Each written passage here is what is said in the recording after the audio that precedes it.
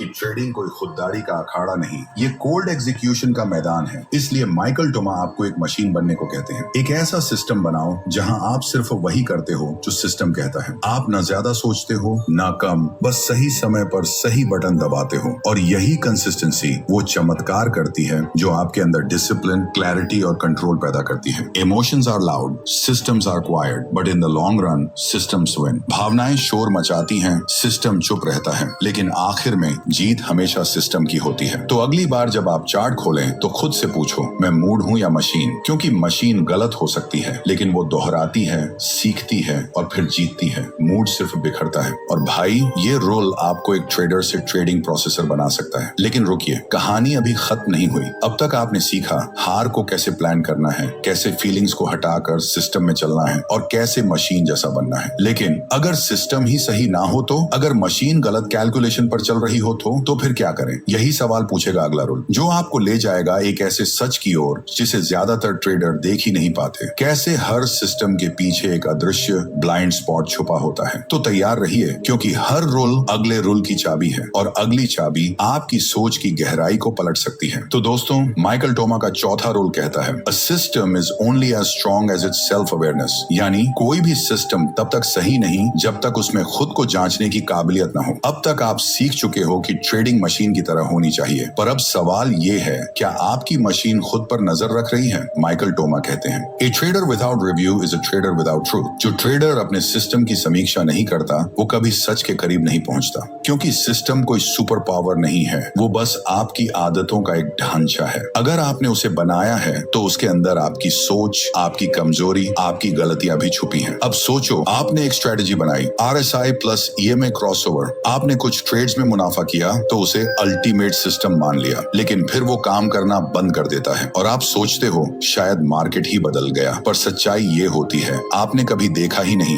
कि वो सिस्टम कब, कैसे और कहां काम कर रहा था और कहां नहीं। माइकल टोमा बताते हैं, systems must be audited. Without audit you are not running a process, you are following a habit. हर सिस्टम का ऑडिट जरूरी है, वरना आप प्रोसेस नहीं चला रहे, बस अपनी आदतें निभा रहे हैं। और यही होता है वो मोड़ जहां ज्यादातर ट्रेडर फंस जाते हैं। वे सोचते हैं कि सिस्टम बन गया तो अब जीत पक्की है, लेकिन जीत वहां है जहां सिस्टम खुद पर सवाल उठा सके, जहां हर हफ्ते, हर महीने आप खुद बैठें और पूछें, क्या ये तरीका अब भी काम कर रहा है? क्या मेरी एंट्री एग्जिट में कंसिस्टेंसी है? क्या मेरा रिजल्ट इमोशन फ्री डिसीजन से आया है या एक्सीडेंट से? माइकल टोमा कहते हैं, markets evolve, so must your system. Market बदलता है तो तुम्हारा सिस्टम भी बदलना चाहिए, वरना तुम पीछे छूट जाओगे। ये रूल बताता है कि सबसे मजबूत सिस्टम वो नहीं होता जो कभी फेल ना हो, बल्कि वो होता है जो फेल होने के बाद खुद को देख सके, समझ सके और बदल सके। और ये तभी मुमकिन है जब आप एक ट्रेडर नहीं, एक रिव्यूअर बन जाओ। ट्रेडिंग के बाद अपनी entry, exit, stop loss, take profit सब कुछ रिकॉर्ड करो। देखो कि क्या आपने सिस्टम को फॉलो किया या सिर्फ डर या लालच के दबाव में कुछ किया। क्योंकि अगर आपने हर चीज लिखी नहीं तो आपने कुछ सीखा ही नहीं। माइकल टोमा की एक गहरी बात है, the market teaches but only if you take notes. Market सिखाता है पर सिर्फ उन्हें जो नोट्स लेते हैं। तो दोस्तों, अगर आप ट्रेडिंग में सच्ची तरक्की चाहते हो तो सिर्फ प्लान बनाओ मत, उसे ट्रैक भी करो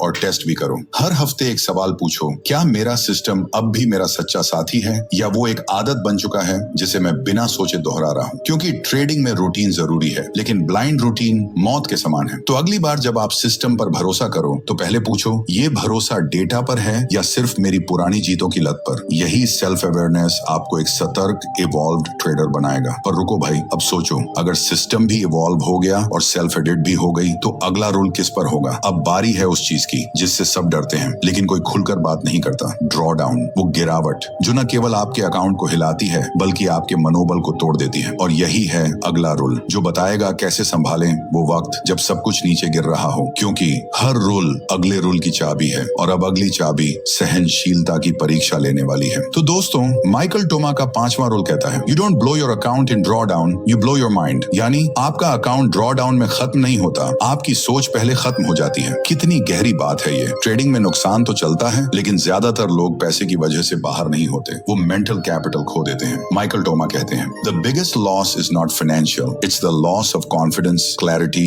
एंड कंट्रोल। सबसे बड़ा नुकसान पैसों का नहीं होता, वो होता है आत्मविश्वास, सोच और नियंत्रण का। ड्रॉ डाउन सिर्फ एक नंबर नहीं होता, वो एक मानसिक भूकंप है जहां हर ट्रेड के साथ आपको लगता है कि अब कुछ भी सही नहीं होगा। हर लॉस आपको ये यकीन दिलाने लगता है, मैं इस इस काम के लायक नहीं हूँ। और यहीं आपका असली अकाउंट उड़ता है, आपके अंदर का ट्रेडर। माइकल टोमा समझाते हैं कि हर ट्रेडर को अपनी कैपिटल से ज्यादा मेंटल कैपिटल की चिंता करनी चाहिए। क्यों? क्योंकि कैपिटल रिकवर हो सकती है, लेकिन अगर आपका हौसला, आपका मन और आपका सिस्टम पर भरोसा टूट गया तो आप दोबारा एंट्री ही नहीं ले पाओगे, या फिर ले लोगे लेकिन डर के साथ, बिना कन्विक्शन, बिना क्लैरिटी। और ये ट्रेडिंग की सबसे खतरनाक स्थिति है, डर से ट्रेड करना। माइकल टोमा कहते हैं, drawdowns don't define failure, your reaction to them does. Drawdown असल में हार नहीं होते, लेकिन आप कैसे जवाब देते हैं वही हार या जीत तय करता है। अब सोचिए, क्या आपने कभी ऐसा दौर झेला है जहां 3-4 लगातार ट्रेड्स खराब चले और आपने सिस्टम पर से भरोसा ही हटा दिया, या फिर आपने प्लान छोड़ दिया, बस कुछ भी लगा दिया क्योंकि मन बोल रहा था अब कुछ चल ही जाएगा? भाई,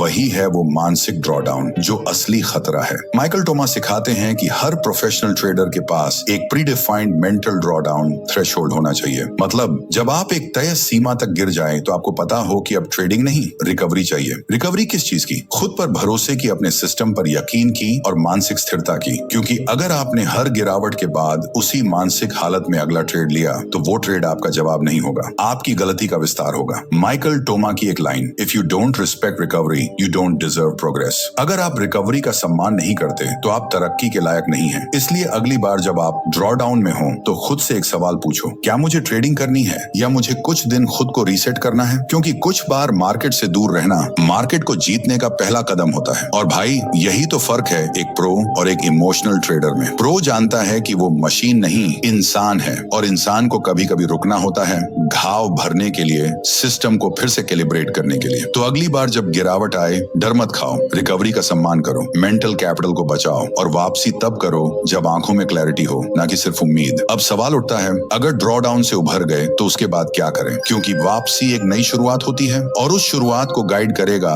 रूल नंबर 6, एक ऐसा रूल जो बताएगा कि वापस मैदान में उतरते वक्त कैसे सही साइज के साथ दोबारा शुरुआत करें बिना फिर से टूटे। क्योंकि भाई, हर रोल अगले रोल की चाबी है और अब अगली चाबी रिटर्न की दिशा में लगने वाली है। तो दोस्तों, माइकल टोमा का 6ठा रोल कहता है, you don't recover by going big, you recover by going smart. यानी आप बड़े लगाकर वापस नहीं आते, आप सोच समझकर समझदारी से लौटते हैं। बहुत से ट्रेडर ड्रॉ डाउन के बाद सोचते हैं, अब तो बड़ी एंट्री मारनी होगी, एक ही ट्रेड में सब वापस ले लूंगा। भाई, यही सोच रिकवरी नहीं, रिवेंज है। माइकल टोमा साफ कहते हैं, revenge trading is not courage, it's emotional panic wearing a mask. बदले की ट्रेडिंग बहादुरी नहीं है, वो एक डर है जो बहादुरी का नकाब पहनकर आता है। जब आप नुकसान से उभरते हो तो आपका मन बार बार कहता है, इस बार कुछ बड़ा कर, सारा बैलेंस वापस ले आ। लेकिन सच्चाई ये है, रिकवरी कोई एक ट्रेड नहीं होती, वो एक प्रोसेस होती है। माइकल टोमा कहते हैं, real recovery is slow, measured and based on discipline, not desperation. असल रिकवरी धीमी, संतुलित और अनुशासित होती है, न कि बेताबी से भरी हुई। अब सोचिए, आप किसी गहरे गड्ढे से निकल रहे हो, क्या आप सीधा दौड़ना शुरू करोगे या पहले जमीन को टटोलोगे, संतुलन बनाओगे, फिर कदम बढ़ाओगे? ट्रेडिंग में भी यही लॉजिक है। जब आप वापसी कर रहे हो तो पहला काम है पोजीशन साइज कम करना। ट्रेड करो लेकिन हल्के में, भरोसा लौटाओ लेकिन धीरे धीरे, सिस्टम पर दोबारा यकीन बनाओ एक एक करके। क्यों? क्योंकि आपके दिमाग में अभी भी कुछ अनसुलझी भावनाएं चल रही होती हैं, कभी डर, कभी संदेह, कभी ओवर कॉन्फिडेंस। माइकल टोमा समझाते हैं कि एक वापसी तब तक सच्ची नहीं होती जब तक उसमें डिसिप्लिन का टेस्ट ना हो। Size does not determine strength, strategy does. Size ताकत नहीं दिखाता, रणनीति दिखाती है। इसीलिए अगली बार जब आप ड्रॉ डाउन से उबरकर फिर से ट्रेडिंग में आए तो अपने आप से एक ईमानदार सवाल पूछो, क्या मैं सच में तैयार हूँ या बस जल्दी जल्दी सब वापस पाना चाहता हूँ? अगर जवाब ईमानदार है तो आपका हर अगला ट्रेड पिछले नुकसान का बदला नहीं होगा, वो आपकी नई शुरुआत का हिस्सा होगा। माइकल टोमा कहते हैं, come back is a mindset not a moment. वापसी कोई एक पल नहीं होती, वो एक सोच होती है। तो दोस्त, रूल नंबर 6 सिर्फ ये नहीं कहता कि छोटा लगाओ, ये कहता है दोबारा लगाओ, लेकिन अपने अंदर पहले सच्चाई और स्थिरता लेकर आओ। क्योंकि जो ट्रेडर एक चोट के बाद फिर से सही तरीके से खड़ा हो जाता है, वो सिर्फ प्रोफेशनल नहीं बनता, वो ट्रेडिंग का फाइटर बनता है। अब सवाल ये उठता है, अगर आप सही तरीके से लौट आए तो अब कैसे तय करें कि फिर वही गलती दोहराई न जाए? यानी अगला रूल बताएगा कैसे हर ट्रेड से पहले अपनी स्थिति का आकलन करें ताकि कभी भी अनजाने में अपनी सीमा से बाहर जाकर बर्बादी न हो। और यही है रूल नंबर 7, पोजीशन साइजिंग का असली विज्ञान। तो तैयार रहिए, हर रोल अगले रोल की चाबी है और अगली चाबी आपकी ट्रेडिंग की रेट सीधा करने वाली है। तो दोस्तों, माइकल टोमा का 7वां रूल कहता है, position sizing isn't math, it's survival. यानी पोजीशन साइजिंग कोई गणित नहीं है, ये ये आपकी ट्रेडिंग में जिंदा रहने की तकनीक है। बहुत से लोग सोचते हैं कि ट्रेडिंग में कितना क्वांटिटी खरीदें या बेचें ये बस capital divided by stop loss का फॉर्मूला है, लेकिन माइकल टोमा आपको समझाते हैं कि पोजीशन साइजिंग सिर्फ नंबर नहीं, ये आपकी सोच, सहन शक्ति और नियंत्रण का आईना है। Position sizing reflects your emotional and financial risk tolerance. It's where psychology and money meet. Position sizing वो जगह है जहां आपकी भावनात्मक और आर्थिक क्षमता मिलती है।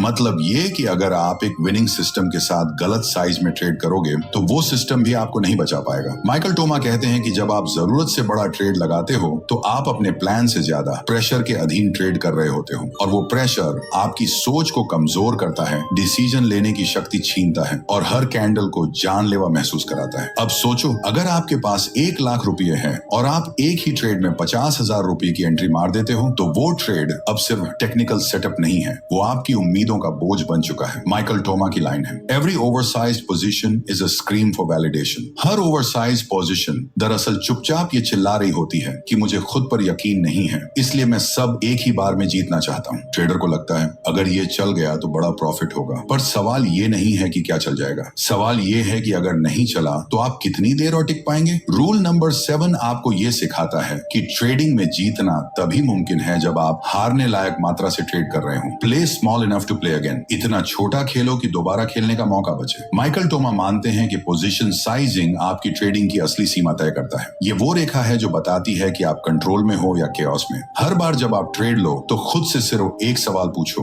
अगर ये ट्रेड गलत गया क्या मैं अगले ट्रेड में शांति से बैठ पाऊंगा। अगर जवाब नहीं है तो भाई आपने क्वांटिटी नहीं अपना नियंत्रण गिरवी रखा है। माइकल टोमा की एक सबसे ताकतवर सीख है, sizing is not about potential profit, it's about potential peace. Sizing का मतलब संभावित मुनाफा नहीं होता, इसका मतलब होता है संभावित मानसिक शांति। तो अगली बार जब आप क्वांटिटी चुनो तो बस ये सोचो ये कितनी मात्रा है जो मेरी रणनीति को फॉलो करने देगी, बिना घबराहट, बिना जल्दबाजी और बिना पछतावे के। यही साइजिंग आपको कंसिस्टेंसी की ओर ले जाएगी, क्योंकि आप तब जीतते हो जब आप बार बार खेलने लायक रहते हो। और भाई अब जब आपने अपनी साइज को कंट्रोल करना सीख लिया तो अगला रूल क्या सिखाएगा। अब आएगा वो रूल जो आपकी मन स्थिति को मार्केट के हर तूफान में स्थिर रखेगा। रूल नंबर 8वां, माइंड और मार्केट के रिश्ते पर, जहां सीखोगे कि मार्केट चाहे जैसे चले तुम्हारी सोच एक जगह टिकी रहे, अनशेकेबल। क्योंकि हर रूल अगले रूल की चाबी है और अगली चाबी तुम्हारे भीतर का संतुलन लॉक खोलेगी। तो दोस्तों,